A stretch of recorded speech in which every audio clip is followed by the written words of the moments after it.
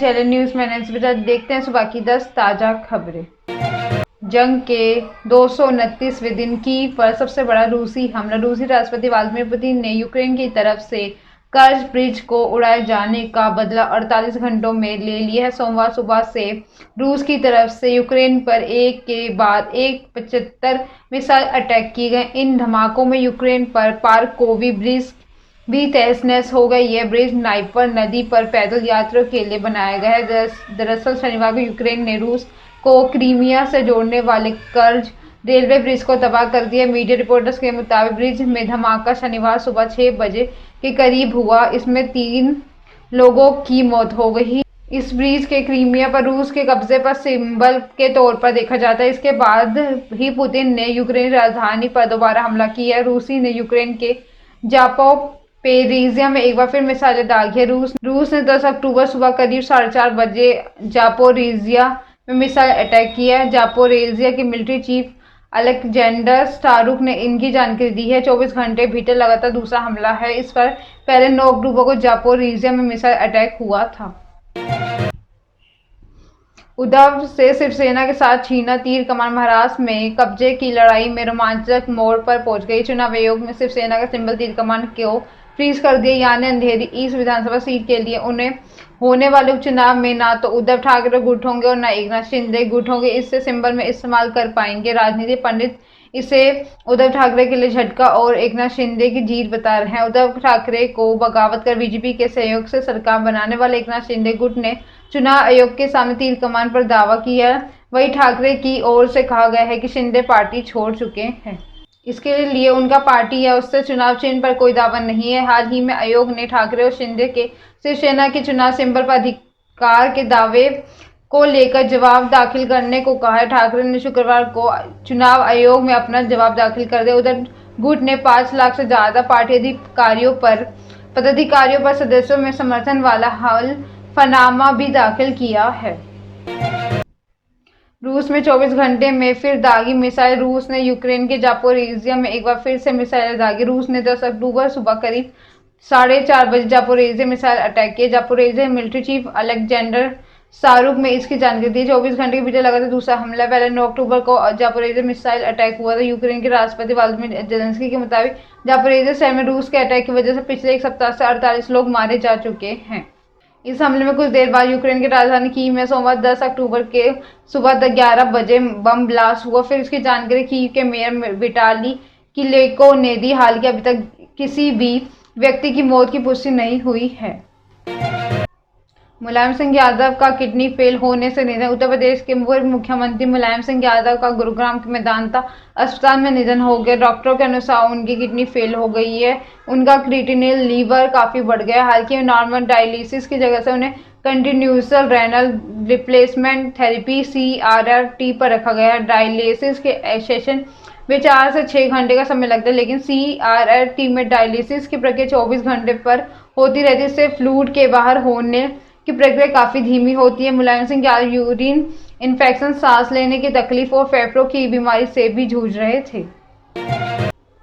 मैं कोई नेता नहीं हूँ, बिहार का लड़का हूँ। अन्ना आंदोलन में नायक बनकर निकले अरविंद केजरीवाल और उनके साथ राजनीति के नए चेहरे सत्ता में आए। ये फॉर्मूला इतना हिट हुआ कि जब प्रशांत किशोर बाहर की राजनीति में फिर अपना मुकाम देखने लगे हैं तो उसके साथ युवाओं की फौज भी नेता बनने के सपने देखने लगे। रिटायर्ड अफसर, कर्मचारी, वकील, समाज सेवियों ने नेता बनने की उम्मीद जाग रही है। राजनीति में जुड़े लोग जिन्हें कम चुनाव लड़ने के मौका फिर RJD, JDU और BJP जैसी पार्टियों में हाशिए पर हैं, उन्हें अवसर दिखने लगा। PK बिहार में 3500 किलोमीटर की यात्रा करेंगे। उनका दावा है कि पंचायत, कस्बा और शहर में जाकर लोगों से मिलने का यात्रा सब साल में लेकर 1.5 साल तक चल सकती है। पहले बीते केजरीवाल के उदय की बात 19 अगस्त 2011 को रामलीला मैदान में अन्ना हजारे जन लोकपाल के लिए अनशन पर बैठे। उनके साथ अरविंद केजरीवाल, मनीष सिसोदिया, किरण बेदी समेत हजारों समर्थक थे। हर मंच में गांधी जी का प्रिय भजन रघुपति राघव राजा राम चलता रहा।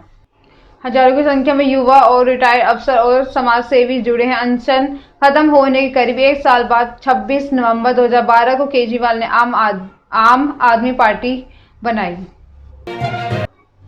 दिल्ली एक्साइज पॉलिसी स्कैम के तीसरे गिरफ्तार। दिल्ली की एक्साइज पॉलिसी स्कैम के मामले में तीसरा गिरफ्तारी हुई। CBI अभिषेक बोयिनपल्ली को हैदराबाद में गिरफ्तार किया है। सीबीआई के अफसरों ने बताया है कि वह पूछताछ में सहयोग नहीं कर रहा था। इसके बाद उसे गिरफ्तार किया गया।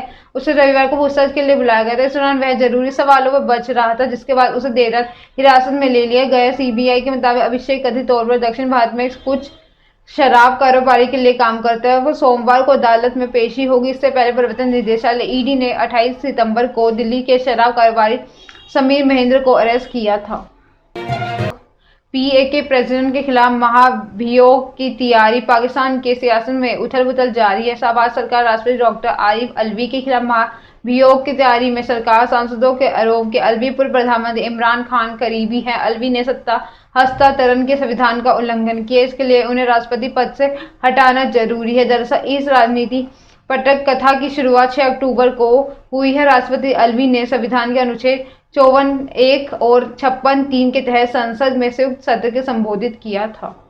इसके बाद ही महाभियोग की मांग उठ रही। अलवी ने स्वतंत्र और निष्पक्ष चुनाव कराने का ध्रुवीकरण को समाप्त करने की बात कही। हाल के राष्ट्रपति के संबोधन के दौरान हाल करीब करीब खाली है। 422 से केवल 15 सांसद उपस्थित है। पीएमएल, पीपीपी और जेयूआईएफ के सांसदों ने बिना किसी पूर्व सूचना के राष्ट्रपति के अभिभाषण का बहिष्कार किया। बागपत में विस्फोटक पदार्थों का तस्कर गिरफ्तार। थाना सिंघवली आहिर पुलिस ने तिलपनी गांव में छापेमारी करते हुए एक अवैध विस्फोटक पदार्थ तस्कर को गिरफ्तार किया, जिसके कब्जे लगभग 3 कुंटल 5 किलोग्राम अवैध विस्फोटक सामग्री बरामद हुई। बागपत पुलिस निरंतर अवैध विस्फोटक पदार्थ तस्करों के खिलाफ चेकिंग अभियान चला रही। पुलिस ने एक माह से आधा दर्जन से अधिक अवैध विस्फोटक पदार्थों की तस्करी करने वाले अभियुक्तों को गिरफ्तार कर जेल भेज दिया। बगावत के सिंघावली आहिर पुलिस ने अवैध विस्फोटक पदार्थ तस्कर को छापेमारी के दौरान तिलपनी गांव से गिरफ्तार किया। गिरफ्तारी अभियुक्त फुरकान पुत्र रही सुदीन निवासी तिलपनी, जो अवैध विस्फोटक पदार्थ तस्कर हैं।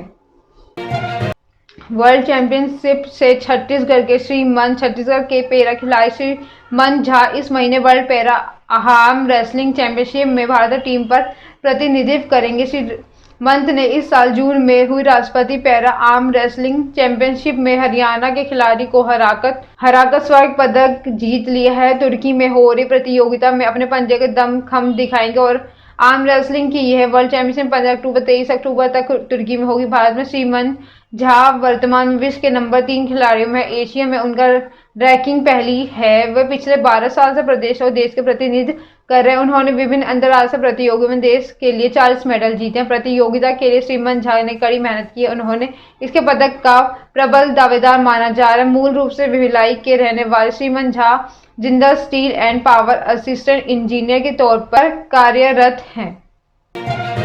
फोन भूत का ट्रेलर रिलीज। कैटरीना कैफ, सिद्धार्थ चतुर्वेदी और ईशान खट्टर की फिल्म फोन भूत का मजेदार ट्रेलर रिलीज हो गया। फिल्म में ट्रेलर काफी मजेदार है। इस फिल्म में कॉमेडी के साथ साथ आपको फिल्म में सस्पेंस का हॉरर भी देखने को मिलेगा। पहली बार कैटरीना कैफ, सिद्धार्थ चतुर्वेदी और ईशान साथ में नजर आएंगे।